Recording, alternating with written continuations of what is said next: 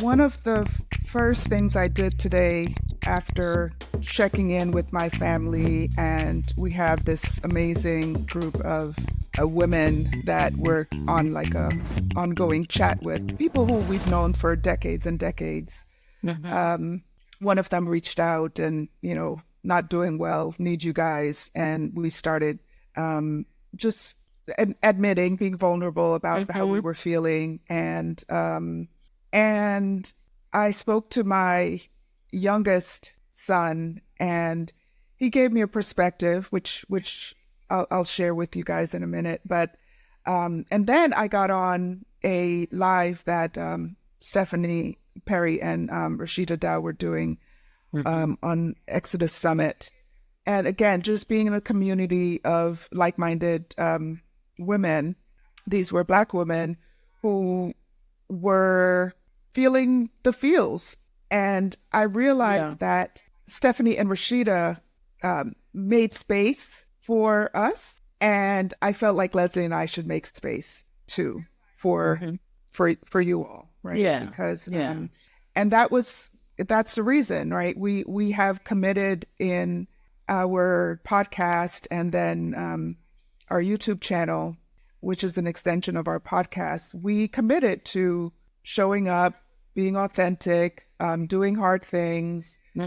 Sometimes being vulnerable, but always being candid and honest. All the things.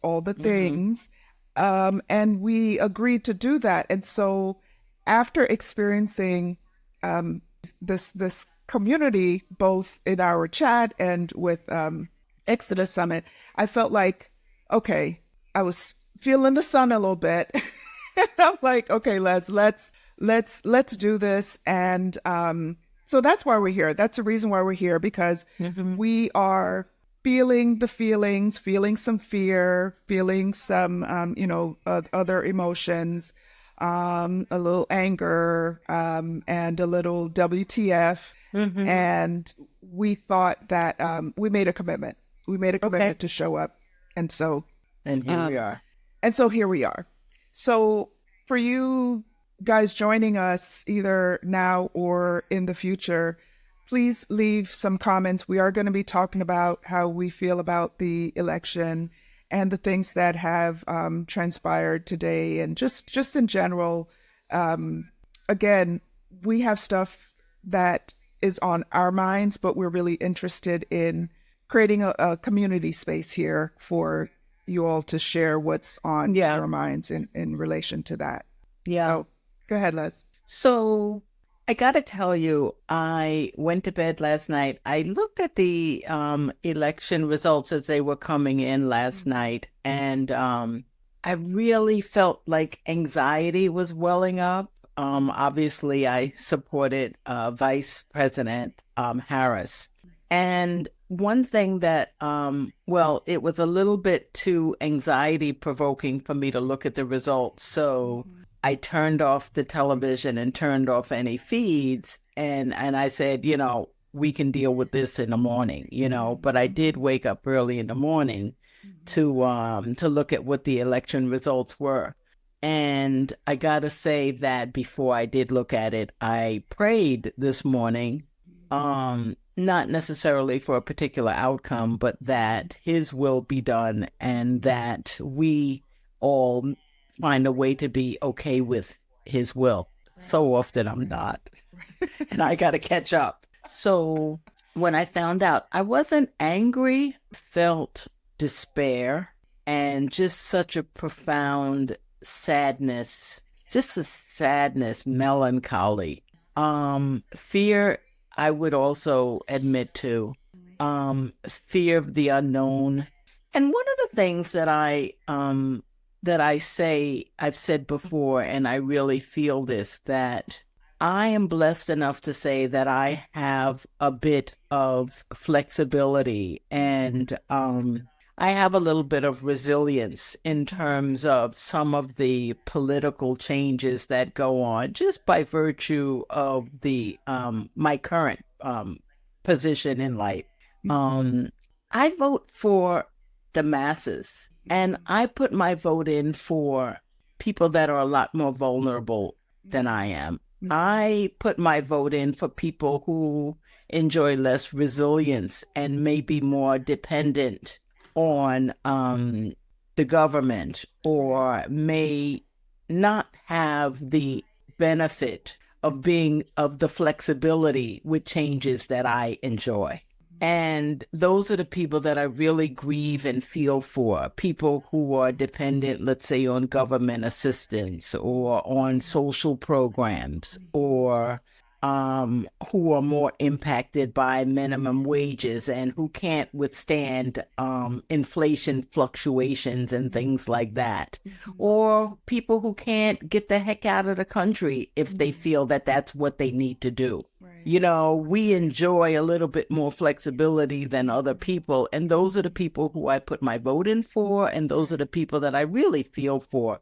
So I feel, I don't know, I've been processing this all day because for some reason I didn't even anticipate a different result. Yeah. I didn't consider it. Right. So, you know, by you saying that, so the idea of, yeah, everybody wants to pay lower taxes, or everybody wants to, nobody wants to, you know, to pay into the social net. It sounds like that's not the case with you. It's not a given. It's never been the case for me personally. I don't think it's ever been a case for me. And I wasn't always in the position that I enjoy or I'm in today.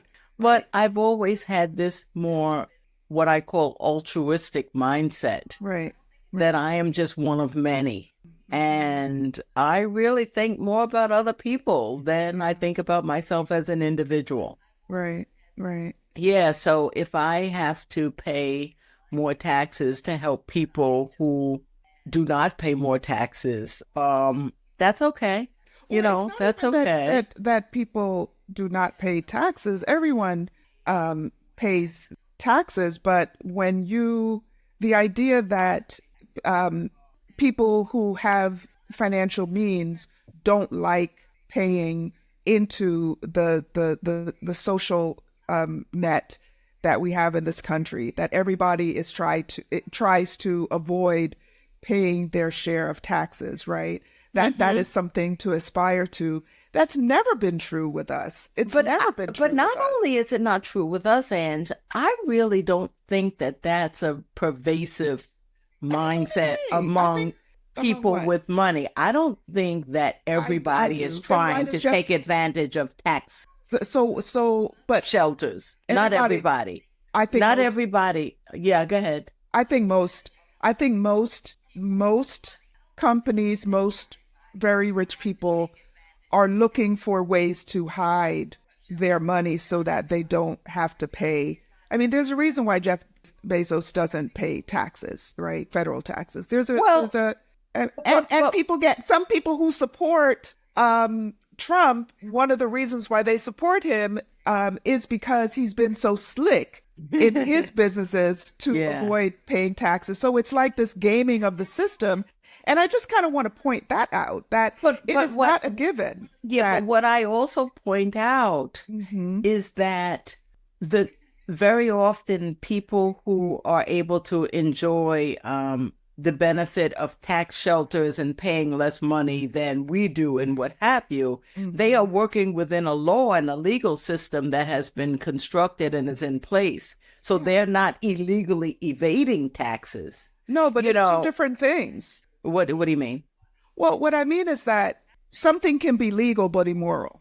Something can be legal but immoral. That's true. And so the fact that they can do it and they're not breaking the law, it doesn't mean that not paying your fair share is okay. Well, and I think that we can debate about what's fair, but that's not really why we came here to talk about, like, the tax structure and whether or not it's fair and what have you. I think it would be... Go ahead. What do you think? What do you say? Well, how do you know I was thinking something? Well, the reason why we kind of went on that tangent is the idea that, I got mine. I'm not worrying about who don't have theirs, right? I'm good. Whoever's not good, that's on them. they got to figure it out for themselves. And I think that's what we collectively push back on, because the people who don't have theirs, right, is it really on them? right, Or who is it on? right. I mean, And sometimes it requires that we look down one layer deep to yeah, see, it's not these, lazy, oh, you chose not to, whatever. yeah, There are systems in place to keep the status quo. exactly. And honestly, the government supports all of us. You may think that it's just it's just kind of welfare recipients of the government supports homeowners because you get a tax credit. If you Exactly. own a People home. The don't government, realize, yes, they yes. support businesses because you get a tax break. When you have to set aside moderate income, or what do they call it, market rate prices for, or lower income for your new high rise apartment building, that's because you're getting a tax break. It's That's what you're unfair. getting a government handout. You're getting a handout. A It's handout. yeah, And right, yeah. right. So let me tell you what happened when I made up my mind to go outside and get in the sun today, because I was like, okay, I'm not going to. It's easy to just stay inside, but as some of It you know, is. It's easy to just stay in the bed and curl up and stuff. I was just like, oh, I wanted to stay quiet. so I reminded myself that I moved to this more urban area in order to be in community with other people. I moved out of the suburbs for a reason. And so I got my big girl panties on and I got dressed and I went out. And, there's a coffee shop, shout out to Coco Cinnamon, close to me. So I went there. And as I approached, I recognized someone who I love dearly, because her hair is really, she has iconic hair. Okay. It's this Afro-licious white gray hair that she almost always wears out, or if it's braided, it's with gray hair. So anyway, so I kind of knew it was her. A smile came on my face. She was with a group of women, just sitting around holding circle, because that's just what she does. Shout out to Omishade Bernie Scott, beautiful human being. That so as I walked in, we our eyes caught, saw each other, and I waved, but she was in the middle of saying something, so I just kind of kept moving and went and to order my coffee, and I was getting my money out, and she walked over to me and just hugged me. She just held me. Yeah. And I felt like, and I told her this after, I felt like, how the Bible talks about Jesus leaving the 99 to go and find that one, The one, yeah. one. That's what I felt like. Like she left. That's some analogy. Yeah. She left this group of people that she was holding court with to come and embrace me. And it was just really beautiful. Asked how she was doing, because sometimes these types of people who are always creating space for others, they need to feel the love also. We need to pour into them. So I just checked in. Her babies, she has 2 sons, and they are, well, one is in his 30s, but the younger one is not a baby, he's a teenager. I asked her how her babies are doing, and she invited me to join the group. I'm going to stop the story there because, again, this is not something that I expected, right? But you make a move towards the joy. You make a move towards it, and you don't know what's there. She might have not been there yet. Right. I'm not at the point where I can make a move toward the joy. I'm still in the spin a little bit. Okay, which is fair, right? And I'm not out of the spin. It's just, but let me tell you what happened that made me shift my perspective a little bit. Okay. So, Isaiah called me this morning, right? So he's on the East Coast. I didn't think he was up that early, but of course he's in construction. He's on the West Coast. Me, okay, Mom, West Coast rather. Just checking in, I know it's kind of, so we're talking, he's a really political guy, and he's into basketball. He used to play basketball. He's into basketball. He said, and this is a word right here from a 22-year-old to all of you and to these two 60-something-year-olds. He said, there's something about being on defense, right? And I'm paraphrasing here, but this was the message. When you're on defense, you're in a position to watch. You're in a position to strategize about your next move.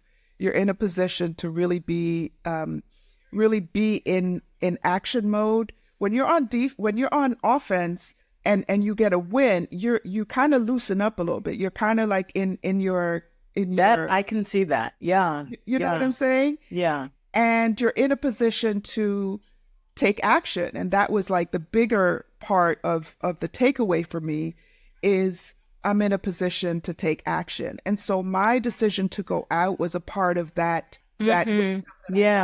Around that. Instead of just sitting and kind of curling into yourself and the woe was me. Yeah. Yeah. But I also think that there's time for that. There's some time for reflection, and, there was so much press and emails and media coming through that I decided not to look at it. Yeah. Because people are really in that, what Isaiah was saying, in that I'm in defense now. So what are we going to do? Now is time for strategy. I'm not there yet. Right. But I understand that. But I understand this is a yes and situation, right? I'm not there. I took some deliberate action. I ate. And I did it. Hey, my action was I ate. When all else fails, open the refrigerator. And I've eaten chocolate too. You're eating chocolate? Yeah. Well, fortunately, I had a couple bags of plantain chips. So I made a bowl of that. I ate that. I've really not eaten anything other than coffee and plantain chips today, which is so sad. But it's almost like, me, we do the opposite.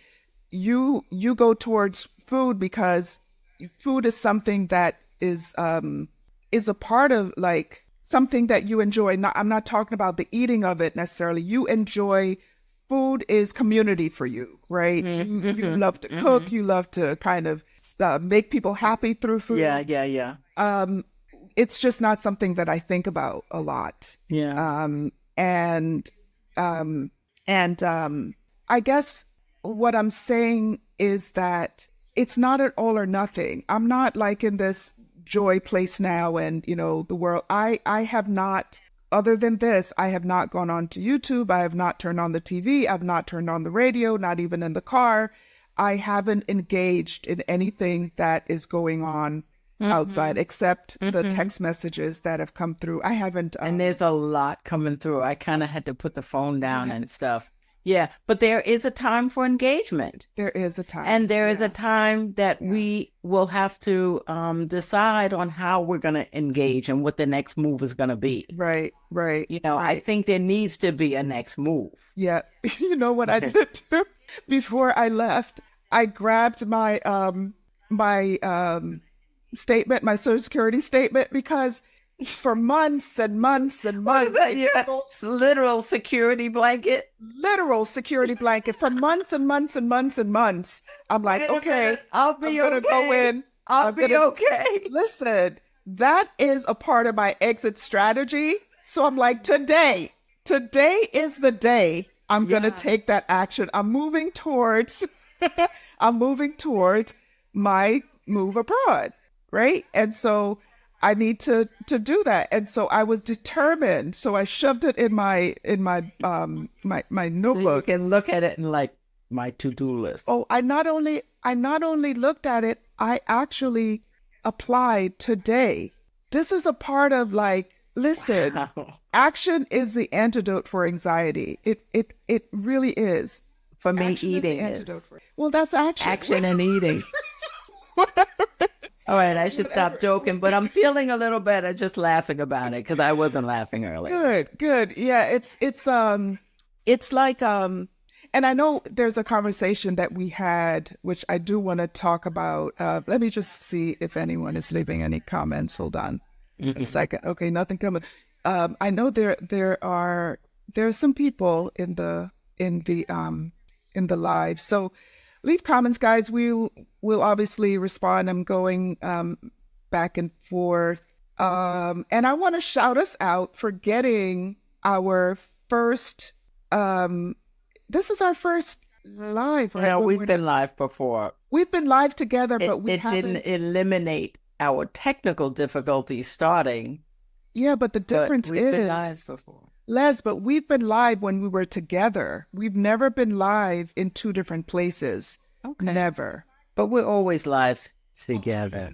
Oh Lord. So, okay, I'm gonna let. Oh Lord.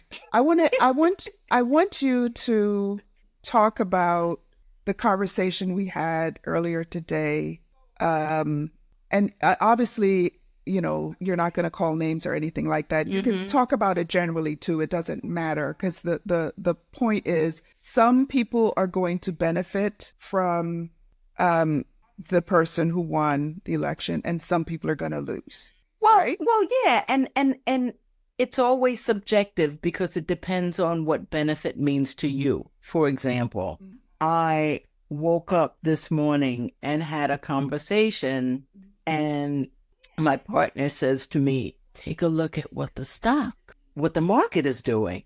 And we looked, and the market was like, so then, you know, we both started looking at our portfolios and all. Right.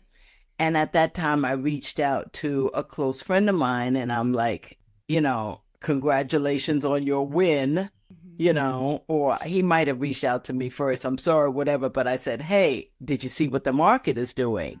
And he's like, yeah, and this was this morning. He told me that he made $100,000 in the last hour, you know, with the market or whatever. And my portfolio was also up. And of course, some people are going to say, wow, okay, so it looks already like the economy is going to be improving and what have you. People don't realize that the economy was really doing well under Biden's administration, and inflation was going down. But in this case, with the election, obviously, you know, the market is adjusting and whatever. Of course, some people say that's a benefit. And I'm not saying that it's not. But then I have to look at the bigger picture again. Who are the masses? And many of the people that I care about don't care about their portfolios, or their portfolio advances are not the leading concerns that they have in their life. I'll put it that way. You know, and again, do you have childbearing women in your life? Do you have you know, families that may need some more social stability, or looking to buy a home, or whatever some of these issues are? Do you have any young Black men in your family? You know, we have Black sons and loved ones and spouses and partners and whatever, that we have to be concerned about their safety. There are so many reasons that I have to be fearful, tangibly fearful of what this administration is going to look like. Look at Project 2025 and its 900 and plus pages, which I have saved and I've looked through. And it is like, anybody in public education? My granddaughter's in public school. You know, the whole system could be changing. Any civil service workers, civil servants, that whole structure is supposed to be changed. You know, what happens with the promised dictatorship on day one? Or the, you know, so what difference does a portfolio increase have on those things? Right. So I was thinking of something as I was sitting at the coffee shop and thinking about, you know, I kind of felt like I was being hard on you, because maybe less so what I said to you, but how I was feeling about, you are the friend of the friendless. Okay. I know what you're going to say. You are the friend of the friendless. My allyship. And sometimes it's like, what the fuck, Les? Like, it's not okay. Like the way that you can create containers for people and they're good at this, they're great this way and not this way, and so I'm going to keep them. And I'm like, it's the same person. If there's somebody who doesn't care about the health of my children, and or they're just okay with making money, or the least of I'm these. not into them. They ain't my friend. Yeah. I can work with you and I cannot be, I can be civil with you, but you're not my friend.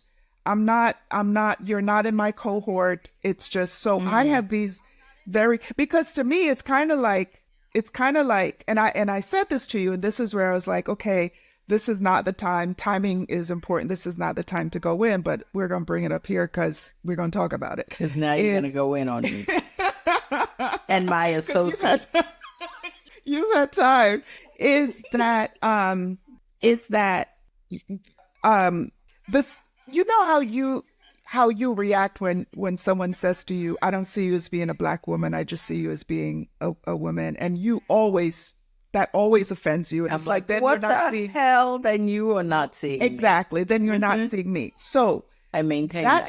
That is analogous to me with people who support Trump in your life when they're cool with you. It's because you're a physician. It's because they think that you're okay because you're one of them. You're not this Black person who I don't care about the social systems that affect Black and brown, low income people. And there's a reason why low income people are, many of them are Black and brown, but I'll say low income people, right? I don't really care about them, and I don't see you as one of them.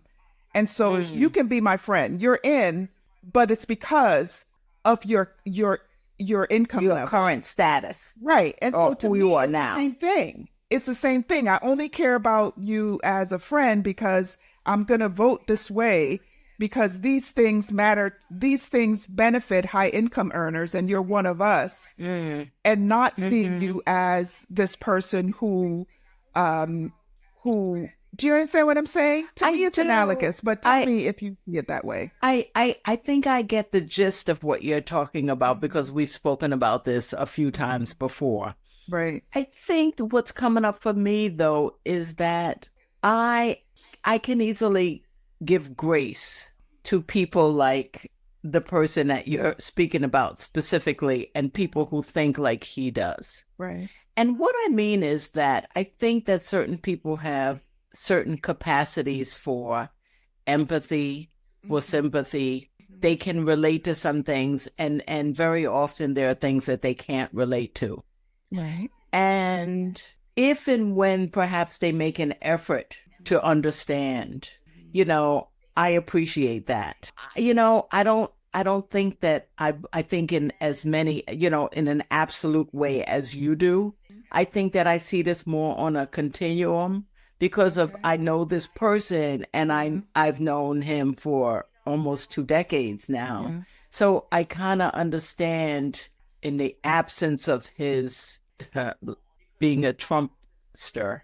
Well, and it's not even only that. It's his views. Just the views that allow him to align with those things and not turn his back and reject the things about Trump that I reject. Right.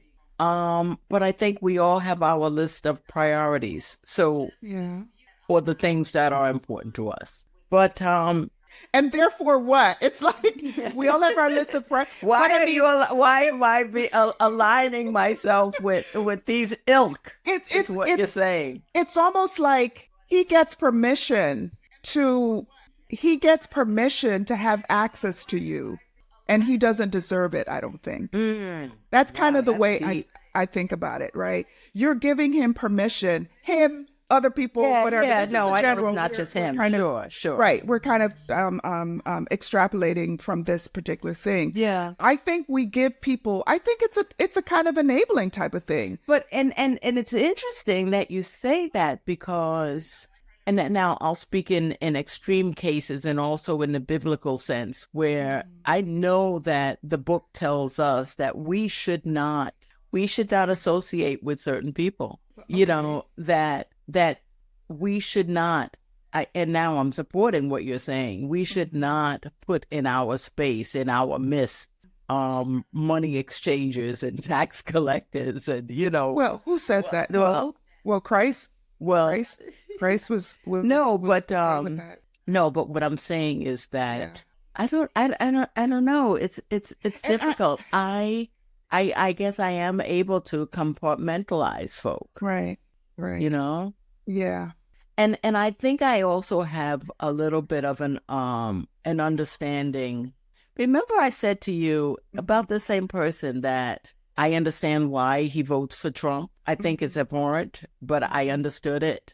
And you were like, what the heck? What do you mean you understand it and stuff? Because I know who he is. I know who his concerns are, and the people who support Trump. I mean, I work in a community where I work among many Trump supporters, and I get to talk to them, and I understand why they think that's important.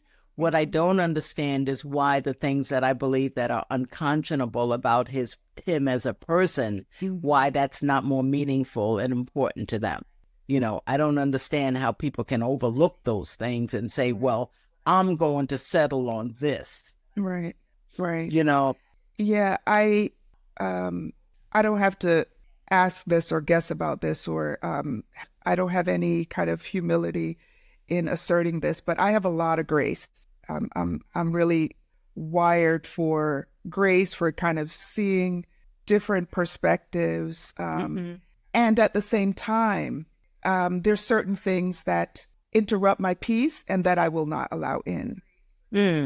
Right? I'm not going to wish you harm, but you don't get access to me because you love what I hate. And so for my own kind of wholeness, you don't get access to me because it's not. And I get that. We all have that. We all have our lines in the sand. Right. Obviously, mine and yours are different. Right. But everybody has that. Well, I don't know. Well, of course they do. I think my tolerance for those things are just different from yours. Yeah. It's like it's another way that we're different. And it's like I can be in a room, or I can have debates, or I can have empathy for experiences that make people think differently than me. This is not about you have to think like I think.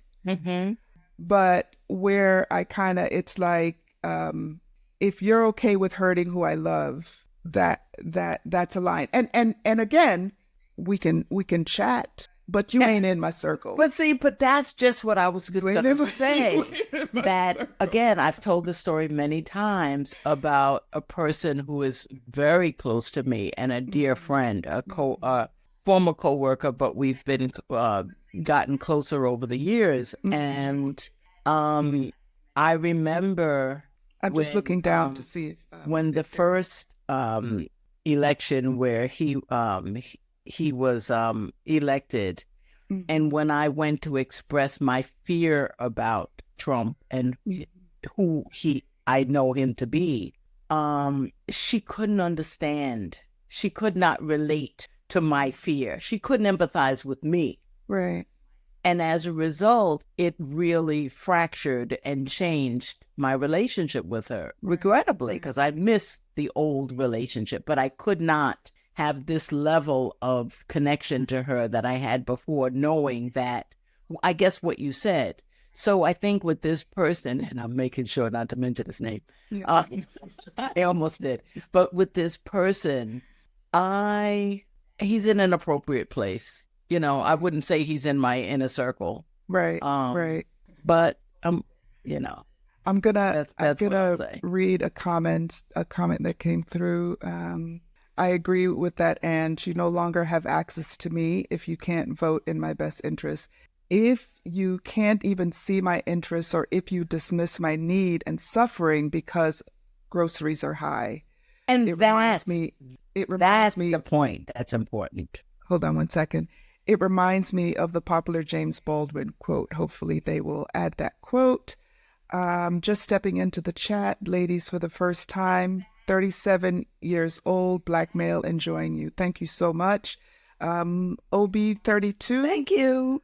Appreciate that. Yeah, we are just creating space for the dialogue, and I had my train of thought just got disrupted when I was reading those comments. Well, thank you for leaving comments. And while you think of it, I'll tell you one thing that just came to me, that I think unless it really is harmful to your, emotional state, I think there's some utility and perhaps some good that can come from maintaining a diversity of people around you.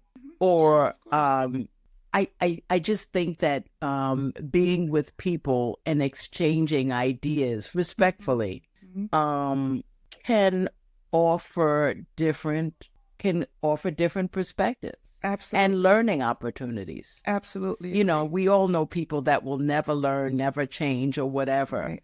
But I certainly expect that by just interacting with me, he gains some understanding of me, my issues, and why someone that presents the way that I do would think the way that I do. Yeah. And likewise, that person who I talked about previously. Yeah.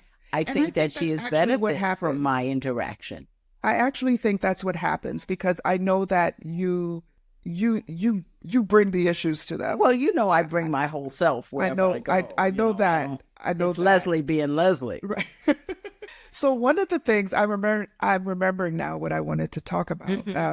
I wanted to see what you thought about this. So we are we're stewards of the blessings that we get, right? Financially or otherwise, right? We're stewards of these blessings. And so I was thinking, so there are people like you, and this is not to you, but there are people like you who are benefiting from this, what I'll call this darkness that has come into power, right?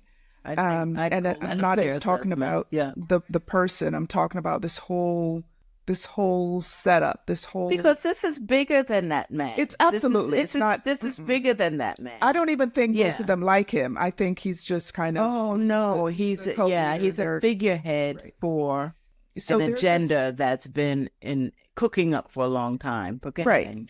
So there's this darkness, this white Christian nationalist movement that is the majority of America. If anyone was wondering about that, there is proof. When you look at that map over the last few hours, there's proof. There's some blue spots, and despite the fact that the numbers, I was up watching a lot of it on Alan Lichtman and his son were doing a live and just looking at the numbers and going deep and having commentary, and that's the kind of stuff I like, the numbers, because I was anyway, I like that stuff more than just talking heads. That I was like, no, I'm not into that.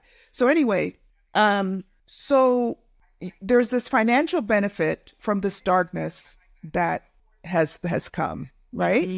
And I was thinking, wouldn't it be amazing, the people like you who are benefiting from this darkness financially, okay, now these people have an opportunity to use that money to help the causes that are suffering from this darkness, right? It ain't just yours. In other words, it's almost like God is telling you. Profit from. Right. God is telling you, I'm giving this to you, and I'm asking you to make decisions, Christian, to make decisions, good people, to make the decisions, allies, God's kingdom on earth, to be the ones. You don't like where the government may be putting the money or not putting the money. Now it's yours. So what are you going to do with the increase? What you going to do? Put your money where your mouth is. Yeah. And that to me would be like an an approach that you're not stuck. That is action that you can take. You're not, you didn't vote to get this money, but here you are. You have it. Yeah. Yeah. What are you going to do with it to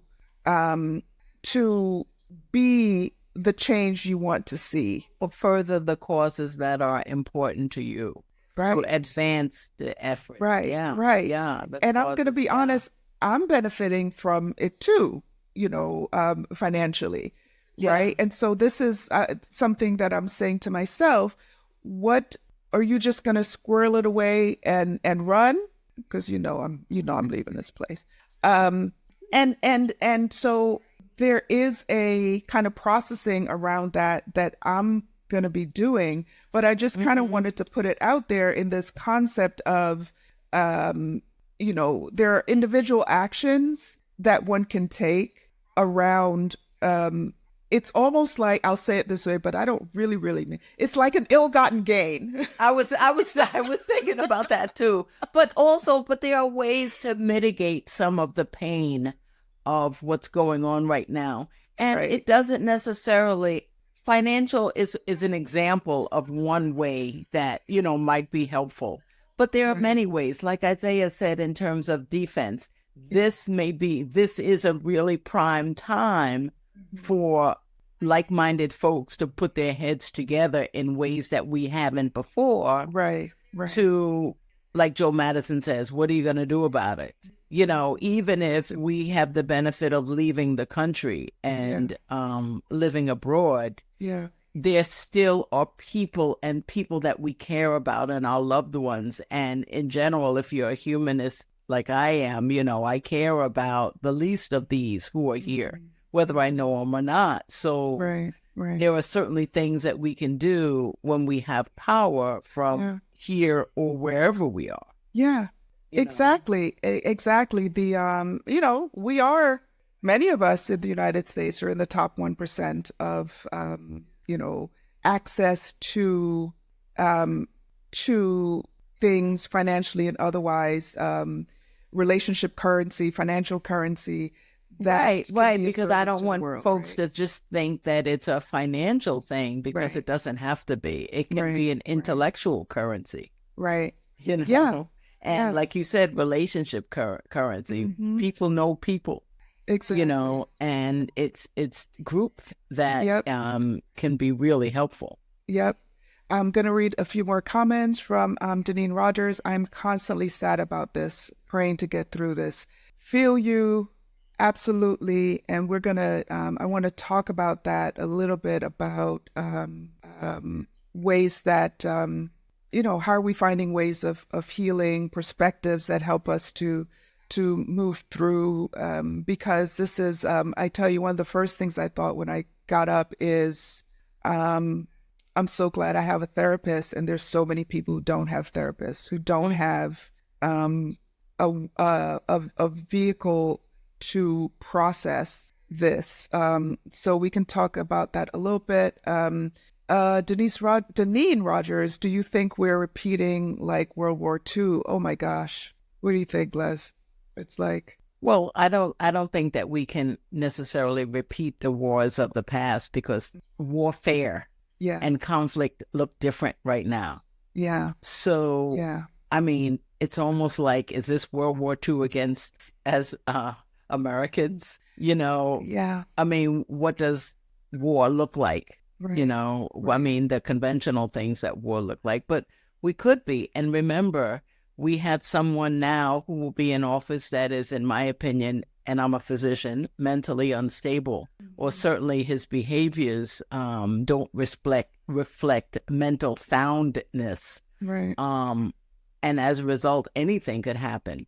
But what I wanted to speak about in terms of the despair and the sadness that I'm hearing about is that we are not powerless. Yeah. We have intellect. We are Black Americans are 13% of the country, but we can form coalitions and groups and numbers. We have exhibited spending power. Yeah. That's phenomenal. I mean, if we want to get our hair done, Right. the Black beauty industry and the music industry and what have you, so we can move money if we need to. Yeah. But not just that, the collective family and connections that we have. So we're not powerless. We may be sad, Yeah. but I think this is also a time for action. It's not a time for let's spend a day or two wringing our hands. But after that, it's like, come on, get up. What are we gonna do? Right. Right. Or, a few hours of the next month or like, like Well, take care of yourself. yeah, and it's a time for being emotional. Like I resolve, I'm gonna get a massage and a facial. I'm gonna have like a beauty day. Right. But just so that my physical body can feel better. But but yeah, it's time to do the work. Because here's another thing that I thought of. You know how some folk, they don't hear the whisper, so then he has to shout, and then some people don't hear the shout, so then he has to hit your ass over the head. And then if you don't hear this, you get the like what happened to Job. So what I'm saying is, maybe now is the time that people are like, okay, wait. Okay, all right. Enough is enough. Yeah. This man has, and I'm not gonna, I'm not even gonna go into the things that the president-elect has said and done or whatever, because it's bigger than that. And I just really don't want to think about him personally too much. But this might be the time when people, everybody got to reach their breaking point. Maybe this is going to push more of us toward our breaking point. Just brown people. Yeah. Yeah. Yeah. To get off the sidelines and be more participatory. Not even necessarily in kind of citizenry, but what are the things that you need in your life that you've been putting off, right? You're waiting until you get this thing in order to do this thing. What are you putting off? You know me and my joy thing. It's like, what are you putting off that brings you joy? Like what? What? And remember, whoever is in government, we need to demand what it is that we need from whomever. Yes. Exactly. So that's not going to change. Right. Maybe the way that our demand looks might change, but I don't think that we should stop making our presence known and our desires heard. Right. All right. I'm going to read some more. Here's a quote. Thank you. It's me, edits. James Baldwin quote, "We can disagree and still love each other unless your disagreement is rooted in my oppression and denial of my humanity and right to exist." Boom. I'm going to read that again. Read it again. We can disagree and still love each other unless your disagreement is rooted in my oppression and denial of my humanity and right to exist. Maybe that's the lens. Unless your disagreement is rooted in my oppression and denial of my humanity and right to exist. Yeah. That might be a nice little lens to filter my friendships, right? Jennifer Provost. Hey, Jennifer. Also, if anyone gets a chance, please listen to VP Harris's concession speech given earlier today at Howard. It did offer some solace and reminded me that she's a class act. Yeah, Jennifer, I gotta say too, it was comforting to me to hear it. Yeah. I can't yet. I'm not ready to jump in. That's right. We have intellect, criticality, skills, resources, and ingenuity, resilience, and joy. Reminds me of Goldie Muhammad 5 Pursuits. Ooh, talk to us about that. OB32 says, "Why do you ladies feel so many Black men were for Trump this year? I think Blacks are becoming less monolithic because our finances are improving." Oh, that's what do you think about that? Well, I don't think that we were ever monolithic. That's one thing. And I really think that the reports of so many Black men going toward Trump, I think was out of proportion, and I don't believe it. Before or after the election? Because now we have evidence. Well, I don't know what numbers. I haven't seen, again, I haven't looked at the breakdown Okay. of people, but I think finances, first of all, I think the numbers were overblown. Right. The amount of support that he had from, that was reported that he had from Black men in particular. But again, I do think that people went toward Trump because of the economy and what they perceived to, and people across all demographics, because of what they perceived to be economic problems. What I really think that we should spend the next 4 years doing is learning. I almost cursed. We really need to learn civics, because population has no idea how the government works. And when they think that the executive office is in charge of the economy's movement up and down, they have no idea what the three branches of government do. Right. And so often what I've heard Kamala didn't do, or Biden didn't do, or Biden did do, or Trump did or did not do, was not in the purview of the executive office at all. And all of these things that people are finding responsible, that the president is responsible for, it's really acts of Congress. And unless and until people actually learn who does what, who makes laws, and who can change things, everybody in their ignorance will say it's the president that does this or does not do this. And I think that I saw a lot of that. Right. Well, let me do I don't have the data to do a check, but I do know that there is evidence that Trump gained in the support of Black men and in Latinos as a voting bloc. That I'm aware of. Yeah. So, but I don't. In terms of the Latinos. Well, it's Black men also. He gained. Yeah. Because they compared it to 2020. Mm-hmm. So I don't know what the numbers are. So, how do you think? To what extent do you think her gender and race had to do with it? Because I haven't really been thinking about that a lot, but I actually think. Are you kidding? That has a lot to do with it. It had almost everything to do with it. I think it almost had everything to do with it. And I think that it was veiled in the fact that I think it was pretty clever of the opposition to keep saying that Kamala did this or Kamala didn't do this or the vice president did this. And I'm wondering, what is the job of the vice president? Yeah. What things are they responsible for? And what policies are they, do they initiate while they're in office? I don't know the answer to that. Right. But I don't think that she was as responsible as a VP as the president was. A VP does the president's bidding. It's number like, one. Number two, she was a VP as she was running, so she can't talk about her boss. Well, yeah, funny. Yeah, it was.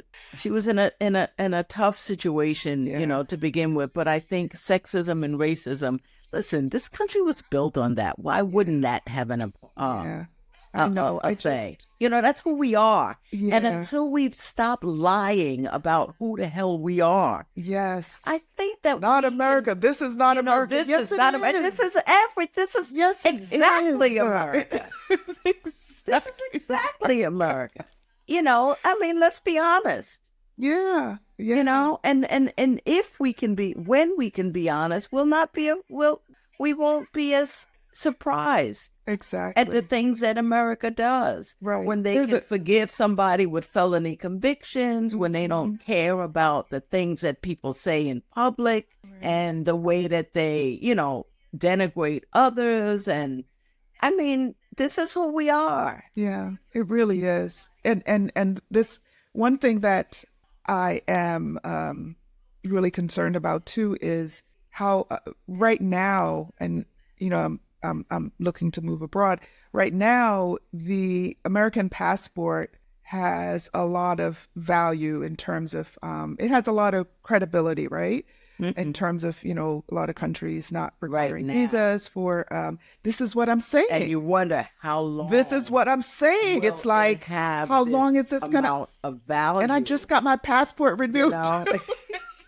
Yeah, you better use it now. Use it now. Like when we went to Cuba, it's like, get in now. 'Cause you won't be going back again. Exactly. Yeah, I mean, serious stuff. It's almost like this is, again, it's getting us to live life out of the sidelines. You know what I mean? It's funny in Jamaica, it's like when there is election, everybody knows the politics. Everybody. There's no Jamaican who is not into politics, at least not when I was growing up, right? Everybody, because the politics affected you like next day. It affected you. Do you know what I mean? It's not like here where you could kind of, you can kind of bob and weave around things, or you could move quickly if you don't like it. And there's red states, blue state. You can find safety elsewhere. But Ange, that's the problem, I believe, that people really don't know how much politics affects their day to day.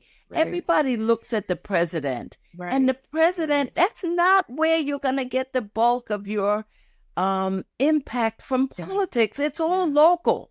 And people don't even think about their local, they don't know about their local government, the townships and things. They have no idea the things that are affecting them every day. Are you paying taxes? I told you know that I was paying 21 grand a year in property taxes. Who is Biden and Trump didn't make up those things. He had nothing to do with the fact that I had to pay nearly 2 grand a month in property taxes. So I'm just saying, it's like, who is it that are making the rules and the laws that affect you on a day to day? Who is putting these state judges and the federal and the Supreme Court together? It's like, but we don't think about those things. And again, it's a failure in civic education. That's something that you could spend time doing instead of watching videos on TikTok. It's like, learn some civics, for goodness sake. I have a friend, shout out to Elizabeth Jenkins. She homeschools, right? Or she used to homeschool. Her children are older now. And she said, she had to do a lot of learning in order to train her children, right? And so the more that she delved into all the things, history, civics, and so she said, I've realized that my country has a toxic relationship with me. At first, she used to say, I have a toxic relationship with my country, but she was like, I didn't do anything. I'm just kind of, it's like, is. My country has a toxic relationship with me. It's trying to kill me. She's a Black woman. It's trying to kill me. I hear you. And I'm looking at my watch because she's trying to leave. How are we in time? We've been going on. We're running at the end. All right, wait, let's see. We got some more comments. Thanks for the feedback. Black Boomer Besties. Thank you, OB32. I agree, Jennifer, I agree with Leslie's take on the numbers in her statement, branches of government, spot on. Gender and race had everything to do with it. I agree, Jennifer, especially gender. Trump beat 2 qualified female candidates, but not the male candidate. Wow. So, all right, Les, let's see if there's any, I feel like there's something else that I wanted to say. It'll come to me, but I did want to say this. God is still sovereign. We all have experiences. Life comes at us. There is a posture of learning that we can take that, in my experience, has been one of the best ways that I have been gifted in changing myself and becoming a better person, is through the difficulties and taking a posture of, okay, Lord, what is it that you want me to learn in this experience? What is it? And being really like in that, when I say posture, like stepping into that, this is something that I need to learn from. There's something that I need to do. There's some way that I need to rethink that, some change of And be perspective that I open to need to that and have. drop defensives. Exactly. And not kind of, the waves are hard. It's like, what is the way to ride this wave? So you can come out the other side as a better version of yourself. That has served me, and kept me from going under, God's honest truth. That has kept me from going under and drowning in the things that I've had to experience in life. Drowning, and so I did want to say that. I feel that, Ange, when you say that. Yeah, I know what you mean. Yeah, you do. And it is, we can't control what happens, what is put in front of us that we have to experience. But more and more, and this is something that I used to resist with every ounce of my being. Like, what do you mean? What do you mean? It's how you experience a thing. It's not what comes at you. It's how you, what are you talking about? That's bullshit. That's toxic positivity crap. No, what are you talking about? Listen, I've stepped into my elderhood. I've stepped into that. This is like, but then too, I think that there's a certain amount of comfort or wisdom in knowing that if it's his will, then he will also make a way for you to get through it, and a learning opportunity. Yeah. So Lord, open my heart, and what is it that you want me to get from this? What is it that you want me to, how do you want me to move through this thing? Yeah. How do you want me to move through? Sure. It has to be really, really, really intentional. Because when those triggers come and it's like, okay, you know what I mean? What is it? I'm feeling these feelings. And you know me, I'm going to step out in my humanness first, and I'll be like, what the? And then it's like, wait. Okay, wait a minute now. I know that was a test. I'm going to shout out to Dawn, who's listening.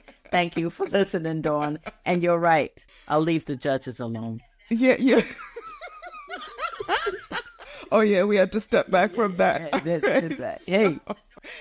Anyway, thank you so much. Hey, Nat, absolutely. Thank you for leaving a comment and for joining us here again. We're here because, Leslie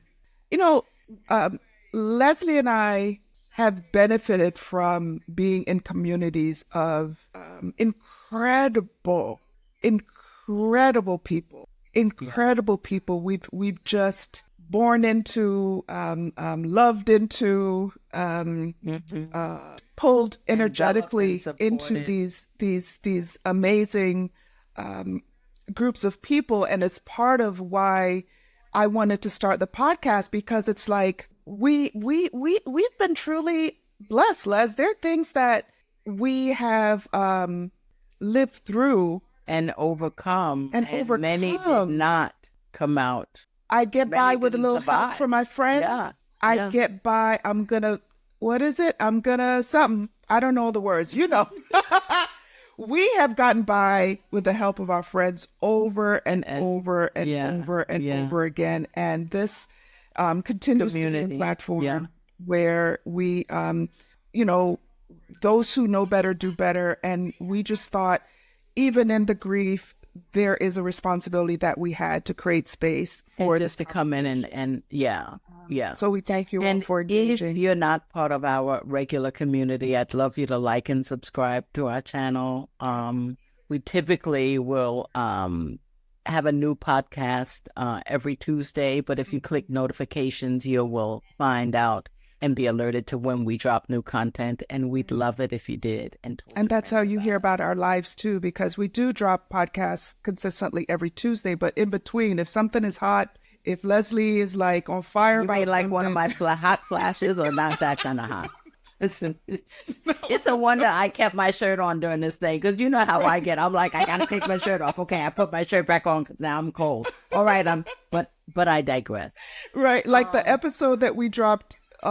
Today's Wednesday. Yesterday, we dropped it yesterday. That was Leslie having a Ange, did you see? Did you see that? All right, we gotta. So if you hit the notification, you'll hear more about us. And we just want to put the voices of intellectually curious Black women, older Black women out here, and have it be a part of all of the data that is being collected and disseminated in this world. So thanks for joining us.